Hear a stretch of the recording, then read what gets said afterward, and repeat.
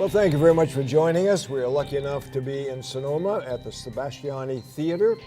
Gina Cuclis is with us right now, and she is a candidate for the Board of Supervisors for the county. Nice to see you, Gina. Good morning. Welcome to Sonoma. And now, you have a big family, you said, and the family is supporting your run for the supervisors. Aren't they afraid you won't be home enough, or what? Well, my husband was one of the first ones who said, you need to do this. You need to run for supervisor.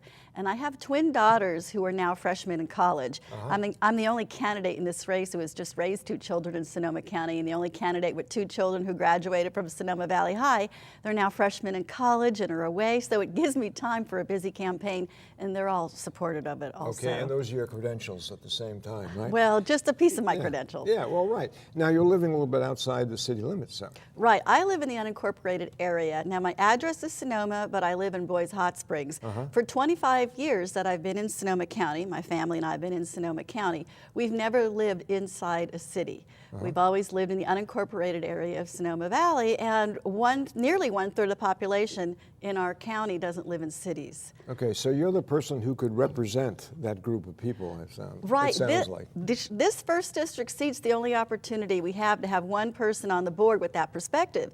And we are the ones most impacted by the decisions of the board. Yeah. Now, I have a long history of community and public service, so there's a long history there of a lot of work that I have done to prepare myself for running for this office. Yeah, okay. Now, you must have something in mind what you're going to do if and when you get elected, right? Right. Well, when you hit the board running, you know, that'll be it.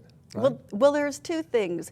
We have, a lot of challenges with our revenue situation, and to maintain good services is going to require involvement of the community, setting priorities together. One of the reasons why I had so many people encourage me to run is because during my years of service of the boards and commissions I've served on, I've formed an excellent reputation for being a good listener who really brings in all of the points of view of all the stakeholders, takes that in, and then makes the best decision for the community. So, are you surprised that you have, when you first started getting into political life, that you had such a drive to do it? Did it come from the family? Where did that come from? I was raised in a household in a Greek-American family and grew up with a strong sense of community, dual community. There was the Greek-American community, and my mom was very involved in community affairs in Oakland, where I grew up. So it came to you naturally. It came to me. I mean, when I was 11, she was taking me to places to stuff envelopes for assembly campaigns. So I grew up with this sense of it. It was a natural drive, although I never actually thought I'd run for public office. That this came about in more recent years. Are you out in the street now talking to people and going, "Hi, I'm Gina"? And they I'm probably out. know you already, I'm assuming, right?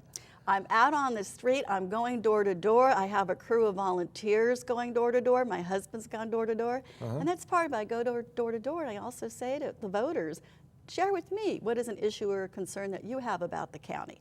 Because I also tell you, part of what is interesting to me right now to run is that sense of making sure the county meets its most fundamental obligations. And again, this is the perspective of somebody who lives with county government as her local government, to get on that board and ask those tough questions about what is most important right now to meet the most fundamental obligations with the budget situations that we have. Yeah, and I think part of your job is listening. Exactly. And that's what, that's what people really want.